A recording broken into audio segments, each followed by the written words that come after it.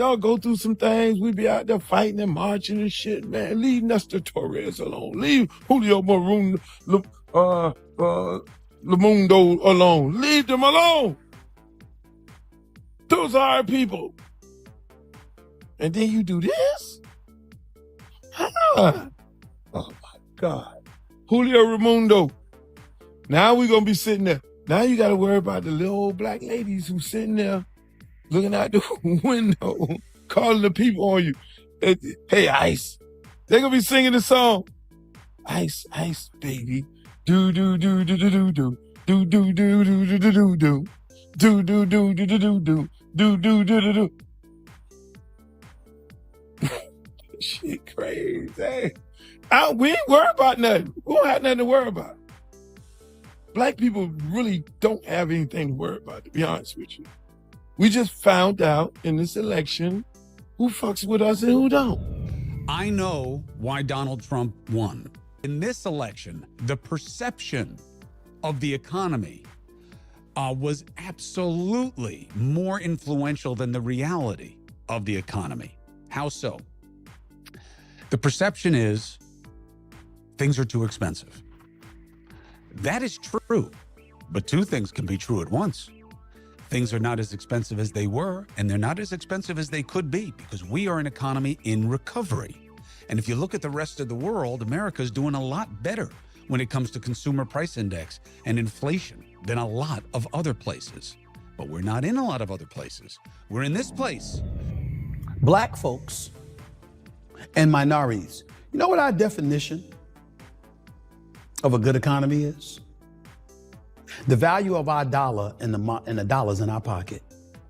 We don't want to hear inflation ain't the same. It's dipped 2%. If we can't tell when we go to the gas station, when we go to buy some milk and bread, when we go to the grocery store to buy groceries, if we can't tell, we don't want to hear shit about an economy that's improving. Where's the evidence? This is one of the reasons why I wanted to talk to Kamala Harris. I'm like, I bet there's a person in there. I bet I can get to that person. Yeah. I wanted to find that person. I don't want to hear all the speeches. I don't want to hear, I was raised middle class. I don't want to hear any of that. She's a roller skater. You know that? No, I would love to find that out. Yeah. I would love to talk to her about all kinds of I literally said, like, because there was a few restrictions of things they didn't want to talk about. But I said, I don't give a I go get her in here. Like, whatever you want to talk about. And they want to know if I edit. I'm like, there's not going to be any editing. There's no editing. I just wanted to talk. Kamala Harris probably should have taken advantage of those very free opportunities for earned media where she could get her message out, especially on a huge platform like Joe Rogan's podcast. Or ours. Or ours. But, I mean, would she ever bother coming on our show? So, yeah, look, guys, a quick thing on this, and then we'll get back to all the ways that she spent money like an idiot. The top 20 podcasts in America include Joe Rogan, Tucker Carlson, Theo Von, Dan Bongino, Candace Owens, Megyn Kelly, and Ben Shapiro. You know who we've got on the left on that list? The Daily and Pod Save America. All the while, Democrats continue, for some fucking reason unbeknownst to me, to pretend that mainstream media is some partner in democracy, that they're on our team. I don't know how much clearer I can say this. They are not on our team. Corporate media exists to serve its shareholders. It is a business before it's anything else, certainly before it's some protector of democracy. And yet still, our side has decided that when there's a big interview, go to mainstream media. When there's news, give it to mainstream media. Let's keep validating the same outlets that continuously undermine us at every single turn. Good evening, party people. Good evening, good day. Hope you all had a good day today. You're winding down from the old cog in the workplace. Hope you're winding down and having a good one. I literally just cut the stupid work computer off a little while ago. Want to jump on this live stream. I had it scheduled to look at where we are. Okay, where are we? We're 2 weeks out post 2024 presidential election. Most people back to business as usual, back to picking up kids, dropping them off, back to going to work, all of those good things. And some people have some time to reflect. Okay, voters have been reflecting, pundits have been reflecting, lawmakers on both the left and the right have been reflecting. In particular, I'm going to be focusing a little bit on the left. Some of the voters on the left, some of the pundits on the left, and some lawmakers that I happen to had the honor to be around recently, actually like right after the election. I mean, the weekend right after the election. And to be honest, it was interesting to see how some of them had been taking the information in the information. I mean, the shellacking, I mean, the mandate, basically, that's been given to the GOP. But what I wanted to do, though, is I wanted to jump on this live stream and I wanted to take a look at some of the reaction from some voters that borderline on the ridiculous. And what I mean by that is you saw a lot of blaming entire voting blocs for the Harris loss. You saw Black men blamed for the loss. You saw Latinos blamed for the loss. I even saw white women being blamed for the loss. Entire voting blocs. And I like to quote Senator Nina Turner from up in Ohio, actually a Democratic senator. And she's like, you should never blame and fault the voter for your shortcoming as a candidate. So you hear a lot of things like, oh, somebody's stupid because they voted a certain way. Well, if they didn't know something, that may be because the messaging didn't come out properly. You didn't put the message in the place where that voter was, et cetera, et cetera. It's not as always as simple as just talking ish about a voter block. But since we're talking about that, let's start it off, because I'm only going to look briefly at voter block shaming, because it's somewhat entertaining to see the lengths that people go to do this, but that's about all the time that I want to give to that, because I actually want to go to more serious pundits and what their reactions have been, and actually chiming in a little bit with that from what I heard and saw out on the street per se, with some Democratic voters, lawmakers, supporters, or whatever that I was with over the weekend. But anyway, I'm gonna share the screen right quick, and I want to share, actually, it was a rant from good old Uncle Luke. Good old Uncle Luke was going in, actually. Let's bring him up, y'all. I think he was on the old Twitter box. Yeah. Let's see. Let's listen to Uncle Luke right quick. This is the blaming the Latinos for the Harris loss. How about the mass deportation? I got my popcorn for that. They say all y'all who voted, all y'all who didn't vote for Kamala, y'all stupid ass gonna get deported. They having a damn parade. What it was, not a parade. Y'all having marches and shit already. We are not going out there to march. Black people are not going to march for you. I'm sorry. We will not be marching. There's no more such thing as black and brown people. It's black. We will not be marching with you. I'm sorry. If you, hey, look, the line got drawn last Tuesday. The line got drawn last Tuesday. We already know where we stand with all y'all. Black people know where they stand with white women. Black people know where they stand with Hispanics. We thought y'all were our friends. We thought Nesta and Julio Raimundo and Nesta Torres and all y'all, we thought y'all was our friends. Y'all go through some things. We be out there fighting and marching and shit, man. Leave Nesta Torres alone. Leave Julio Raimundo alone. Leave them alone. Those are our people. And then you do this? Oh my God. Julio Raimundo. Now we're going to be sitting there. Now you got to worry about the little old black ladies who's sitting there looking out the window, calling the people on you. Hey, Ice. They're going to be singing the song. Ice, ice, baby. Do, do, do, do, do, do, do. Do do do do do do do do. Do do do do do do do. Do do do do do. Shit crazy. We ain't worried about nothing. We don't have nothing to worry about. Black people really don't have anything to worry about, to be honest with you. We just found out in this election who fucks with us and who don't. All right. So, like I was saying, we've got a lot of this going on with the blame game, blaming whole voter blocks. Like I said, almost all groups have had a turn at being the scapegoat for Ms. Harris's loss. Black men, white women, and as you can see, Uncle Luke's rant on Latinos. And this is the only thing I'm gonna say about that right quick. Because you see, it had a lot of hearts, it had a lot of engagement. Of course, it's Uncle Luke. So that's gonna happen. But my only question is, he said, you know, we were fam. They have issues, we march. We have issues, they march. So is our support only contingent if they vote the way we want them to?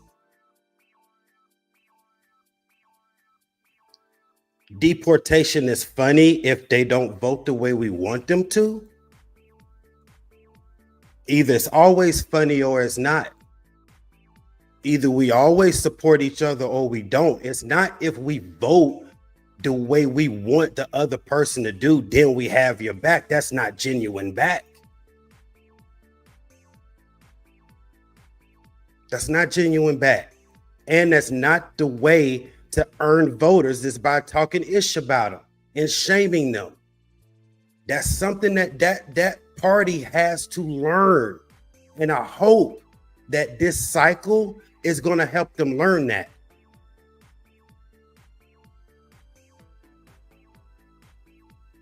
And so people can't vote for whatever their interests are, whether it be family or economics or jobs or whatever.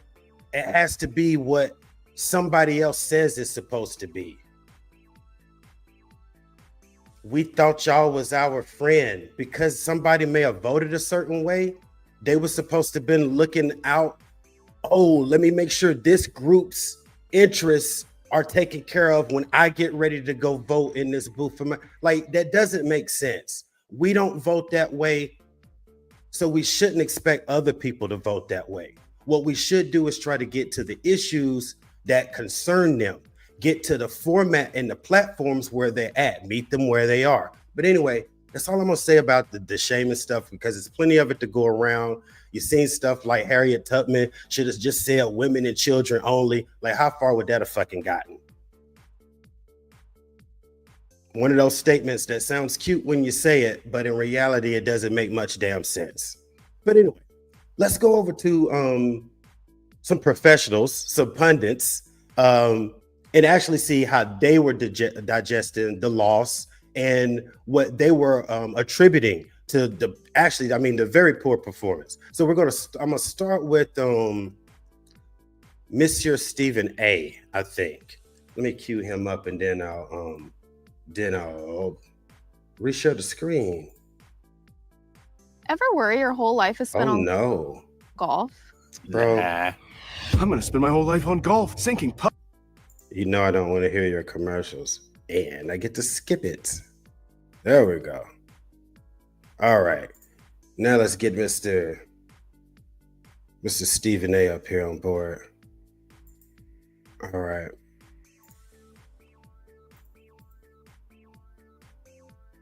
To concede the race to the president-elect.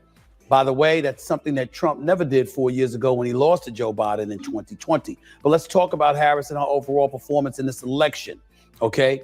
In fairness, I don't think anybody should be laying the party's loss at her feet. I'm going to say that up front, okay? There were missed opportunities from the White House and the Democratic Party, no doubt, but I'm not going to lay it at her feet. Before I even get into it, here's a look at my top 5 reasons, again, why the Democratic Party lost this presidential election. 5 reasons. Look at it for yourself. The economy, immigration, crime, the woke culture. That last one, no primary candidate, okay? Let me go down the list. I already brought up how she missed opportunities. Remember when y'all got on me? Because I was sitting here talking about how she needed to go to make herself available and go out there and enter enemy territory and go out there and do interviews that wasn't rife with fluff. Remember I said that?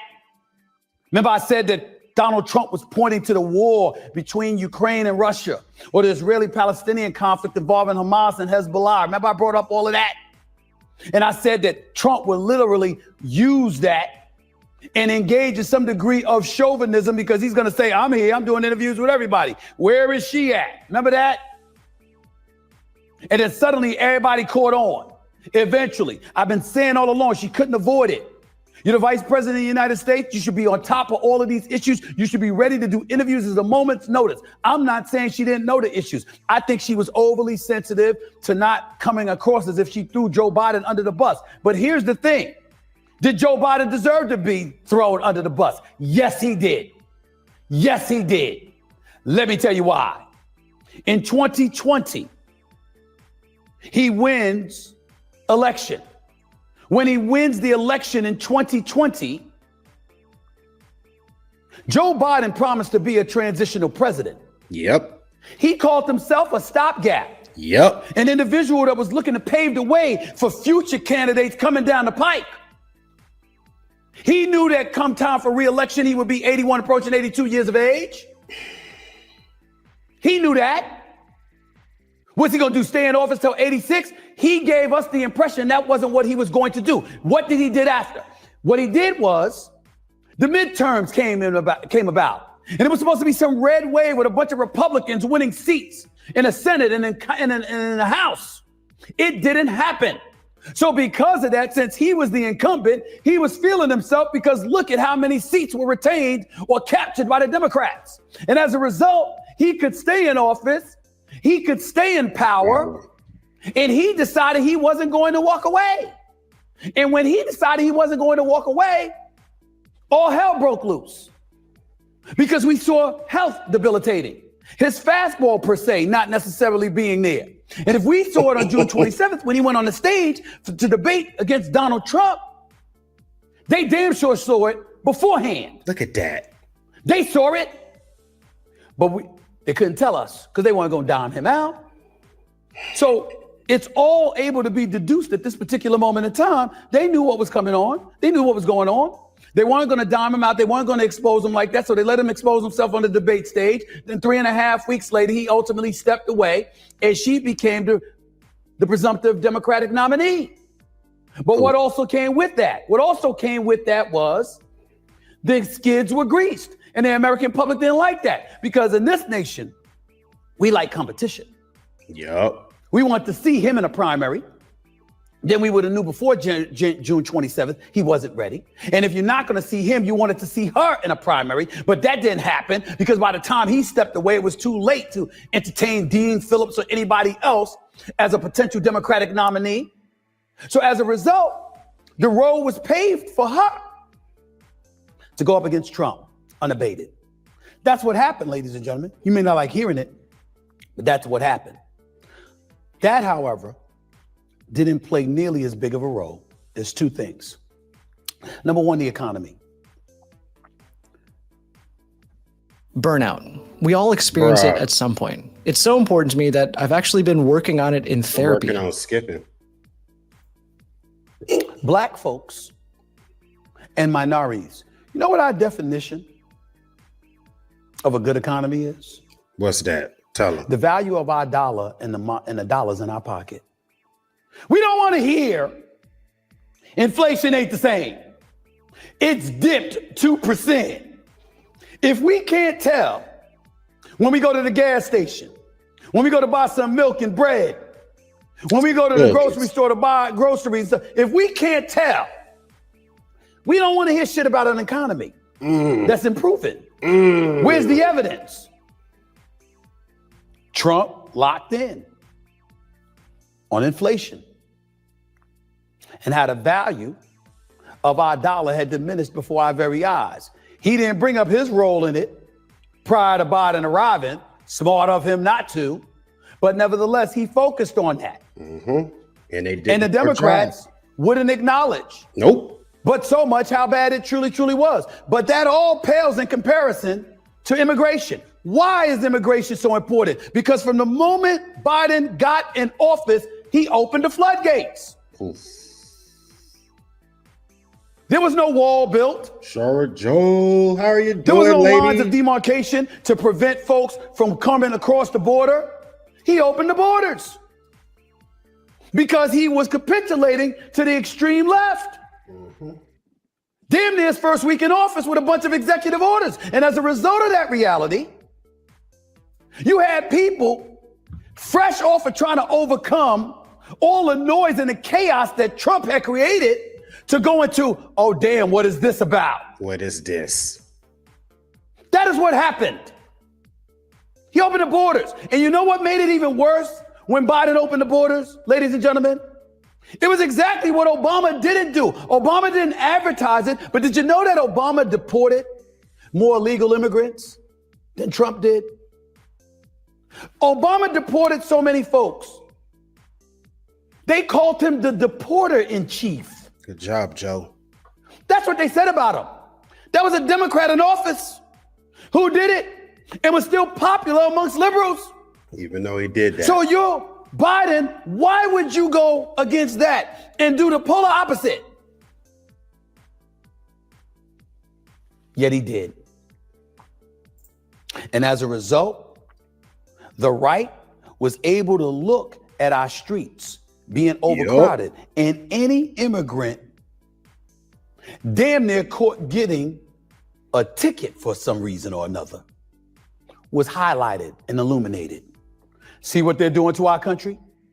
And you sort of backdrop, and it didn't even have to be true. It didn't matter. You sort of backdrop, and then you looked at the streets of Los Angeles, the streets of New York City, San Francisco, let's not forget that. And you said, is that what you want your country to look like? Is that what you want taxpayer money funding? And they had them. I'm gonna pause Steve right there because I'm gonna go over to Chris after this, and I'm not even gonna do a bunch of talking in between these two. But Steve was highlighting that they couldn't even get a speeding ticket, but the problem was it was a lot of things happened that were more than just speeding tickets. And I know, for instance, here in Georgia, in Athens, Lincoln Riley, nursing student, this one was horrible because this dude, and I did a video on it, I'm not going to pin it because I just thought about it as Steven said that just now.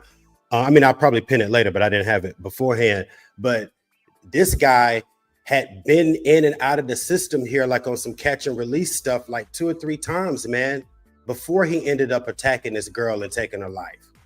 So once you had stories like that, and then you had the sheer numbers of being able to see it day in and day out and day out, yeah, hot button issue. But let's go over to Cuomo right quick, because he's going to piggyback on some of the same stuff that Steve is talking about, particularly when we get to with the economy. And the reason I'm bringing him up is because it was something I was harping on leading up until the election. The Dems and Harris was not doing a good enough job addressing the economy. They weren't doing anything about establishing what inflation was. Dr. K, what they had done about it. To be beautiful. Hold on, I don't want to hear you. Okay, you can play, but I don't want to hear you. They did a very poor job with that. Let's get her out of here because I want to get Cuomo up here. Oh, that's not what I wanted. Sorry. There we go. That's what I wanted. Cuomo project. I know. All right. Now let's get sharing. Sharing is caring. All right. Cuomo. Why Donald Trump won. Why did he win? I, as you know, believed it was his race to lose. And that's not because I know something that's special. It's because I refused to ignore what was obvious. And now there are lessons. There are realities. There are truths that people are not telling you. Thank you for subscribing and following. Thank you for liking and commenting. But that's not what it is about today. I know it's too soon. I know people are upset. I know they're scared. I know they're worried about this prospect. By the way, I've seen this on both sides in elections. I've lived it myself, watching people I care about lose elections, like my father. I've known it myself in terms of going down publicly, seeing people celebrate it, and having to figure out what to do about it. You need to respect the pain, okay? When Biden beat Trump, there was pain. And not just because they lost. This is not a football game, okay? I know we treat it like that. I know we've cheapened it that way. I know we've allowed these two parties to run us down and divide us and do us dirty, to be honest. But the reason they're able to succeed is because there are real concerns and dynamics that people are desperate to have addressed. So, what do we now know? Well, we have a new president. We have control in the Senate and maybe the House all by one party. That means that Donald Trump is going to have an unusual mandate. Now, even if the Democrats eke out the House, you're going to have a president having been elected with a pretty big mandate. What will he do with it? If he has control of both houses of Congress, he'll get one big thing done. If he doesn't, I don't know. We'll have to see. And a lot of it will be about how he carries himself and how he uses this time. But that's not what I want to talk to you about. That's easy, okay? And media people and experts trying to explain to you how this happened is easy and largely useless, and I'll take you through why. Oh, I spoke to Professor Alan Lichtman, okay? Oh, that's the guy. He got it wrong. Predictor. He has to figure out why. And I'm not going to traffic in mocking him. That man cares. He put together something that's worked at worst 9 out of 11 times. And he is now figuring out what it was that didn't calibrate. And I think it's going to come down to how he views the economy in an election. And that in this election, the perception of the economy was absolutely more influential than the reality of the economy. How so? The perception is things are too expensive. You're woke, sir. That is true. Greetings. But two things can be true at once. Things are not as expensive as they were, and they're not as expensive as they could be because we are an economy in recovery. And if you look at the rest of the world, America is doing a lot better when it comes to consumer price index and inflation than a lot of other places. But we're not in a lot of other places. We're in this place. And when your pocket hurts, that's enough. That's not what's captured in the keys, but that is what was captured in this election. So the right, the people who won, feel good about it. Don't mock people's pain, though. You know what it's like to be on the other side and to think that the country has been taken away from you and taken away from your concerns and taken away from what you care about. And Donald Trump is uniquely that figure because he plays to division. And people have a right. And it makes sense that they would be afraid of what he could mean, given what he has said and what he has done.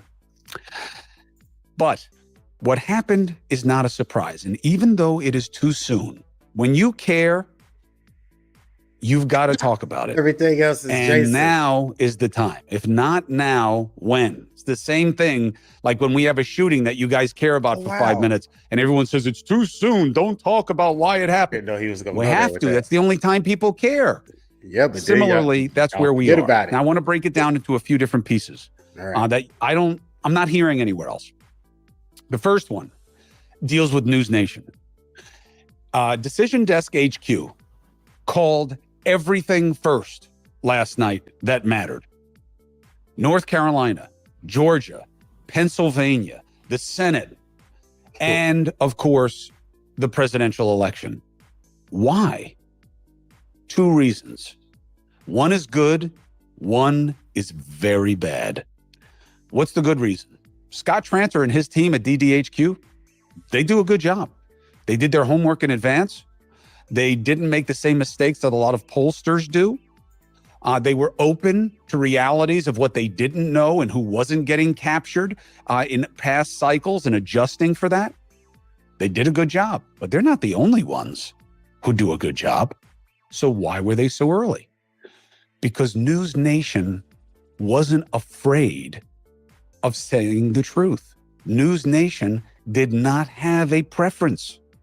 And you could see it in a lot of other outlets. It wasn't just that they delayed. There's nothing wrong with delaying because That's fine. Him getting into the news, the news coverage of it. I wanted to get with the where he was at with the economy, which was one of the same major points that Stephen A. Smith had attributed to the loss, was the economy.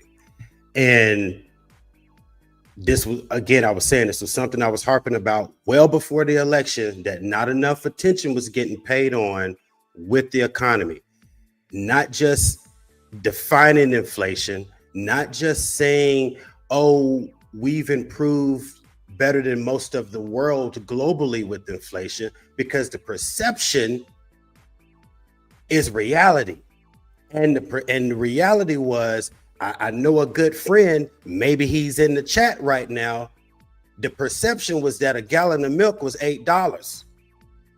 A gallon of gas was $4. And why? Because in some cases that was what was happening, even in a quote unquote improved economy. So what message did they get out? And why am I saying this? Well, I'm gonna share something. I'm gonna share a screen again, right quick.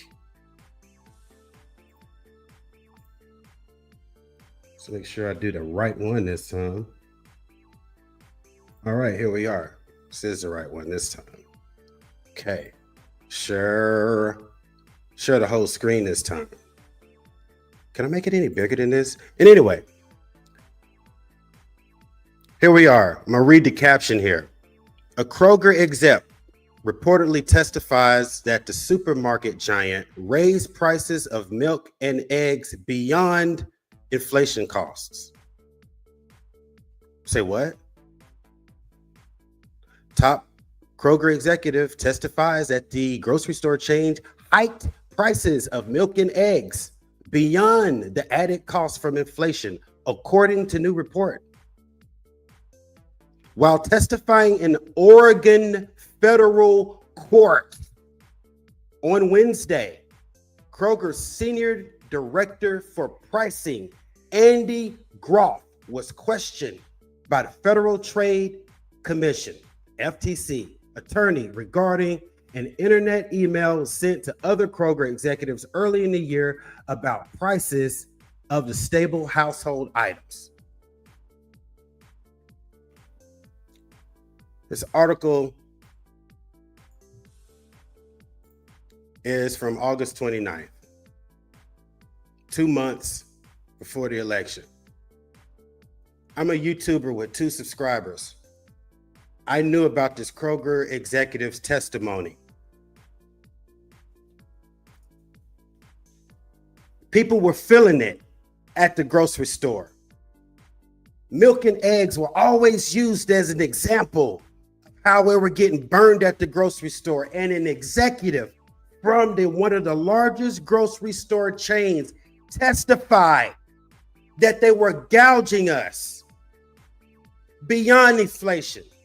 You mean to tell me that none of the Democrats that are employed by the government, that were employed by these campaigns, knew any of that? You didn't think that that would have been something important to make sure that Miss Harris went on platforms and made sure that she disseminated over and over and over again? I never heard about it. I saw one commercial where she said something about, I'm gonna tackle price gouging, but you didn't tell us why. You didn't tell us that an actual supermarket exec testified to doing that. The Republicans would have shown it on the loop. That's why they win.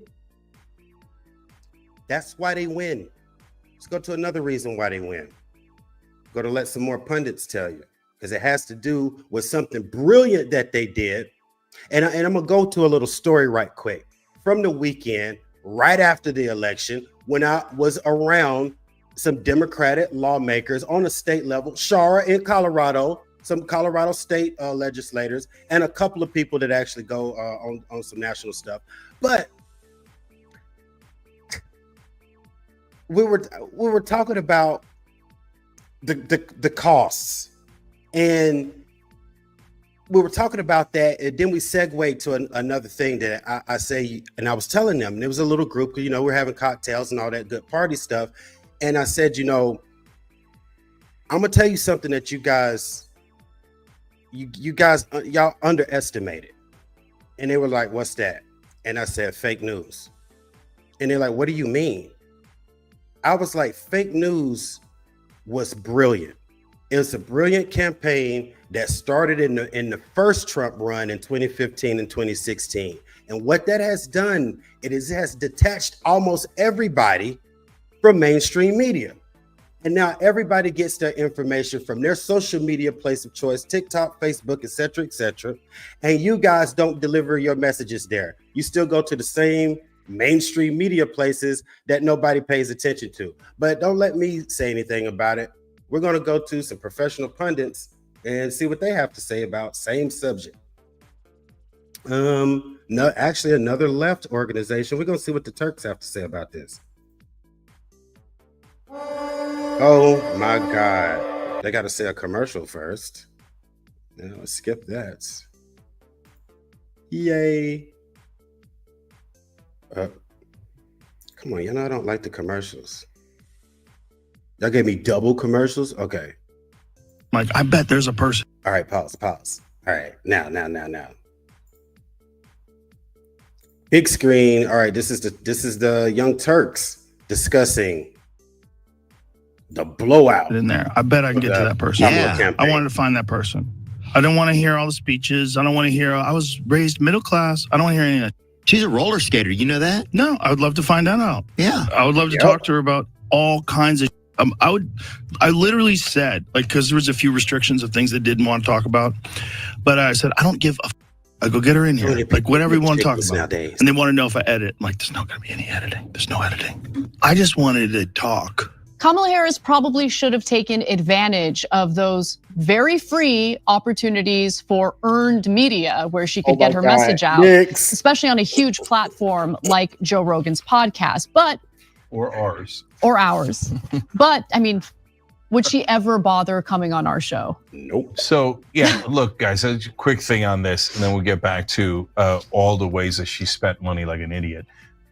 Sorry, Kamala Harris Protection Industrial Complex. Sorry, we have to protect her ego. Spent money like a brilliant person who put a wasted it campaign all into and lost. Okay. Anyways, so look, guys, you can say I'm biased on this, perfectly fine.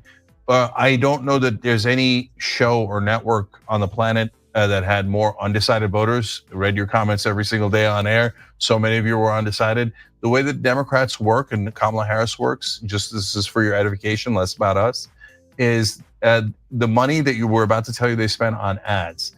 They're not really buying the ads as much as they're buying the earned media that comes with the ads. What they're getting compliance, that's what they're buying from those outlets. The reason why they won't advertise on us, even though we have 27 million subscribers, 29 billion lifetime views. There's only two possible explanations. One is there's not a single person in the building that understands the internet at all. So they're like, oh, who's the biggest online network on the left? And I'm sorry to interrupt them because I like to just kind of let their clips go or whatever. But it's fascinating that he's saying that because I saw Trump commercials on TYT. Not one Harris commercial. Crazy. Yep. Keep rocking with the mainstream media. See how that works for you. If you can't answer that question and you don't know that it's us, my God, you didn't do any of your homework, right? Yeah. Yes, you did. Okay, either you're grossly incompetent or you looked at us and said, oh, that's where all the voters we have to convince are. Raised $1 billion. But they didn't do propaganda for us. They didn't comply. Since they didn't comply, we're gonna give them no money. You idiots, it's not about us. It's about your chance of winning. 3 election cycles in a row that the morons who run the Democratic Party decided not to address progressives or populists or anyone who was undecided about Gaza or anything else. Instead, they gave it to the compliant press. How'd that work out for you? Not so great. And it did lead to the campaign not only squandering over $1 billion, but also exiting And the a race L. with debt. So let's get to these details. So there's a new report out by Gabe Kaminsky from Washington Examiner. They actually looked at the disclosures and filings of the Harris campaign to see how much money they raised, where the money went, and boy, is it a doozy. So for instance, in mid-October, by the way, let me just be clear.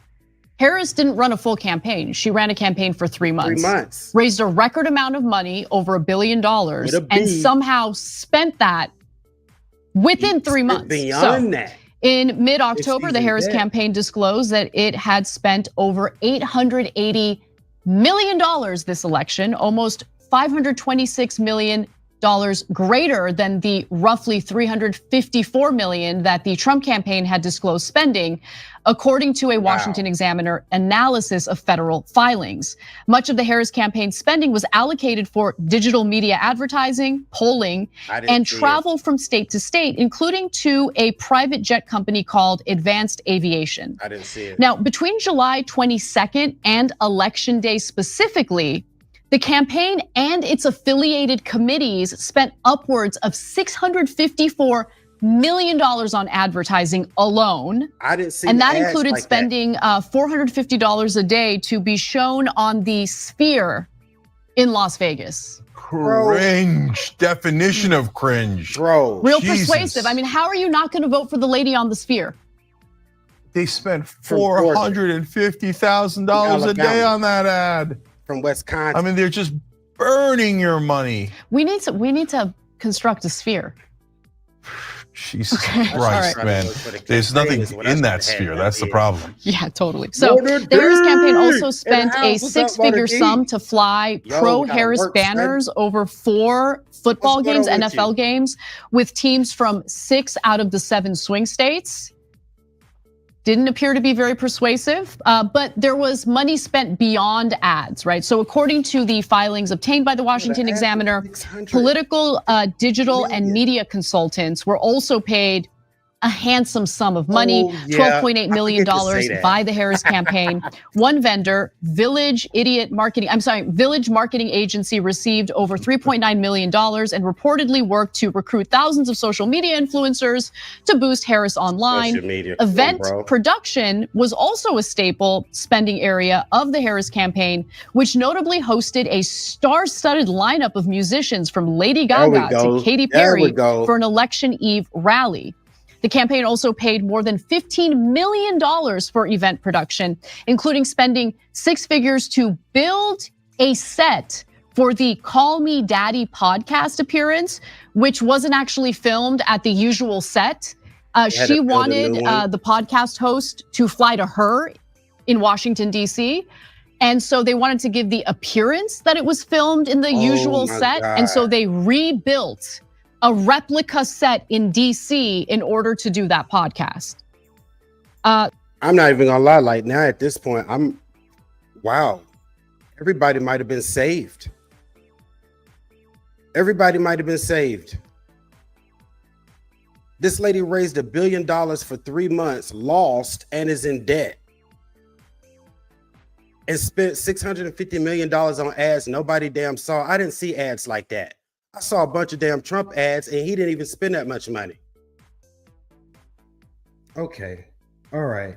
And Miss Mona D, since I paused right quick, I'm doing well. How are you? Trying to get caught back up on the whole YouTube thing after being sloshed around at work, trying to get licenses and stuff. I'm getting caught up a little bit. So now I'm back to a stream a week.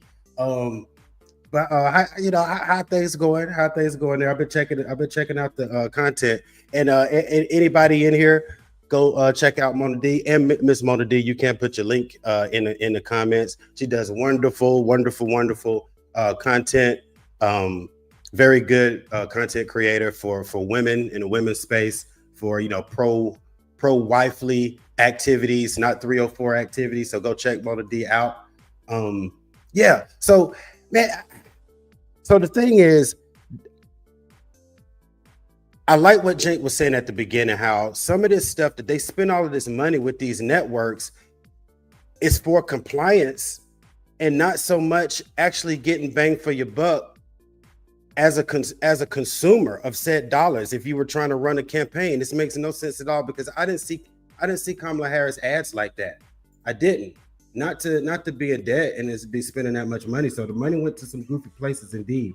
But let's go to I meant to mute right quick because I knew you guys were gonna come with us in the ad. All right, let's go. All right, now you can go in here. Okay. All right, Brian Tyler Cohen, another a left-leaning Democratic big podcaster. Of course, this was like immediately after the election, and he's also going to go in about where the Harris campaign chose to deliver their message. So let's let him go.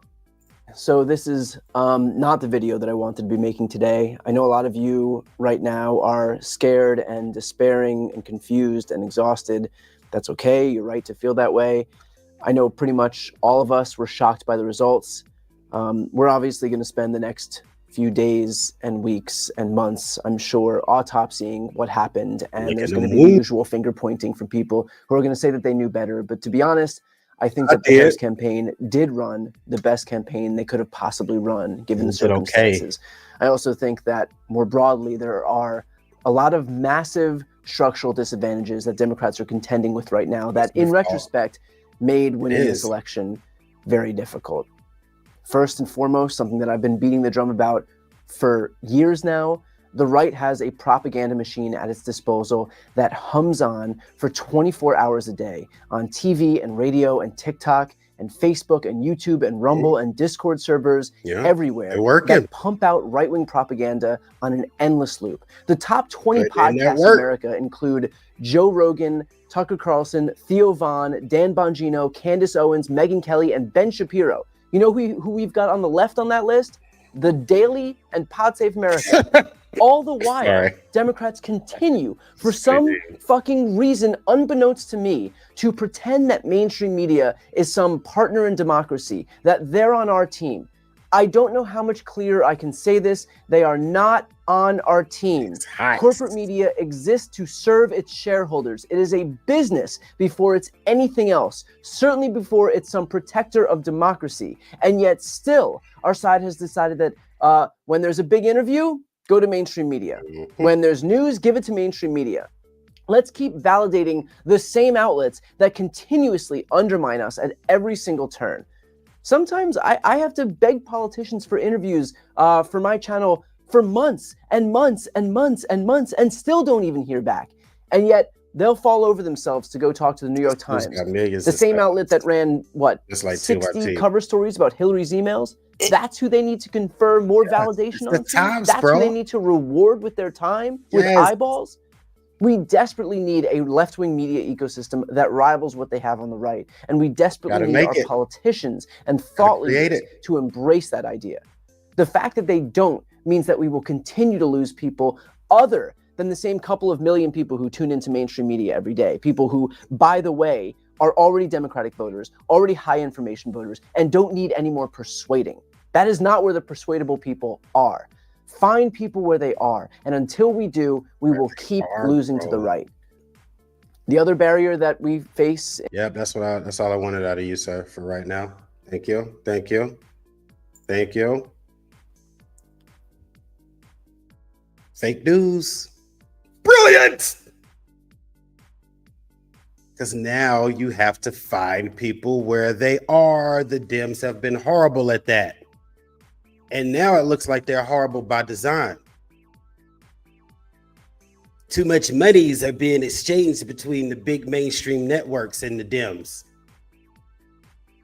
The grassroots campaign is digital now, sons, and they haven't figured that out. They're too busy greasing the palms of the old dinosaur. Big mainstream has been that mechanism has been broken. That mechanism has been broken. I knew the green. Do you know I've seen greens? This is the fourth reference of greens today in the tub with her I've seen today. Just today. Greens. You know I'm a grits man anyway. All right. But in all seriousness,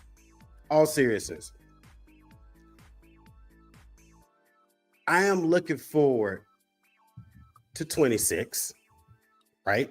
You know, when the next midterms pop up. I want to see if the left learns anything. I want to see if they implement anything. They have to get their message where people are. And it's not on MSNBC and CNN every night. They're not there. You're going to have to generate you a TikTok and Facebook machine like the right has. And y'all going to have to work, because they got a decade head start on you. They tore up your ecosystem and made their own, and it's more effective. I don't know how you slipped on the economy. You got too egg-heady with the economy. And I think that's how the that predictor guy, I forgot his name, but Cuomo was saying he probably miscalculated the economy. I don't think he miscalculated the economy. I think what he miscalculated was how much the American people were going to care about graphs and statistics and not what they felt at the grocery store or at the gas pump. I think that's what he miscalculated. And I think that's what the Dems and Kamala Harris did a horrible job with their $1 billion during the campaign season, talking about inflation. Yes, we're doing better globally, but we understand you're still feeling it at the pump and at the grocery store. And here's why. Some of these corporations are doing things nefarious. Here is what was testified upon by a freaking Kroger exec. No, we didn't do that. And then you could have further piggybacked that with who's going to help bring costs down even more. The party that doesn't like to regulate anybody, the party that says the price is what it is, or us. Y'all failed on all of that. Y'all didn't do any of it. Didn't message in the right places. And then that's not even talking about getting hung up on all of your extreme parts of the party. You thought every woman was going to vote for you because of the abortion stuff. Then you got the floor mop with you with the trans stuff. And I even heard that at the party over the weekend. It was actually lawmakers bringing that up. So when you see the Spider-Mans, all of them pointing, they're all right. The only people that are inaccurate are just ones that are being lazy and just blaming voting blocks and just being like, oh, it was the black man and oh, it was a hit. No, you got to really do the work and get in the details. Everybody with legitimate points, they're all right. It was immigration. It was the economy. It was woke stuff. It was no primary. It was all of it. And it equaled a disaster if you were a Democrat. But anyway, that was my observation and my rant for this evening about what happened to the Dems. They got busted. And the thing is, as I said, it was coming and it came, and we'll see what happens after this. All right. But I will say this, though. I did find this interesting. I'm going to share this, though, right quick, because this was cool and good faith. I did like seeing this. What we got? What we got? She said, no, nothing different. No. It was out of touch. It was no argument for me. Very out of touch. Two quick articles right quick. I'm not going to read the whole articles. I just want to show them to you right quick. Cuomo had mentioned something about, people are hurting and, let's, be civil and things or whatever of that nature. I did like this article I saw from Kid Rock, and Kid Rock was telling, Kid Rock tells fellow Trump supporters, most of our left-leaning friends are good people. I thought that was pretty cool coming from, Kid Rock, knowing he's definitely a hardcore MAGA guy, Trump supporter, and could definitely be spiking some footballs, at that moment. That was 8 days ago. So that was literally fresh off the heels of the election. And I also thought this article was interesting as well, especially given the numbers we just heard about a little while ago. Trump floats, but floating I still think is neat. Trump floats paying Harris campaign debts. Whatever we can do to help in the spirit of as in spirit of desperately needed unity, and we do desperately need some unity. So I did think that was pretty cool. That Kid Rock was like, "Yo, we know we having a good time. I got one. Hey, I mean, we clean house. We got a mandate." But what I'm saying, we ain't got to show out on them too bad. I thought that was cool from Kid Rock, and I thought that was equally cool from 45/40 47 45. That's and you know what? I saw hats like that a long time ago and was like, oh, okay, that's a little bit presumptive. But hey, 45/47. I thought that was pretty cool too. That he was offering we'll take a look at maybe helping, see what we can do a little something on that crazy debt you racked up with fucking losing. Anyway, y'all, I appreciate you stopping by. Spit a good one. You know what I'm saying? Shara, you always keeping the chat hopping. I appreciate you. Oh my God. At least it's hump day tomorrow though. Hump day tomorrow, halfway through. I appreciate y'all hanging out with your boy. Until next time, you guys, peace and stay informed.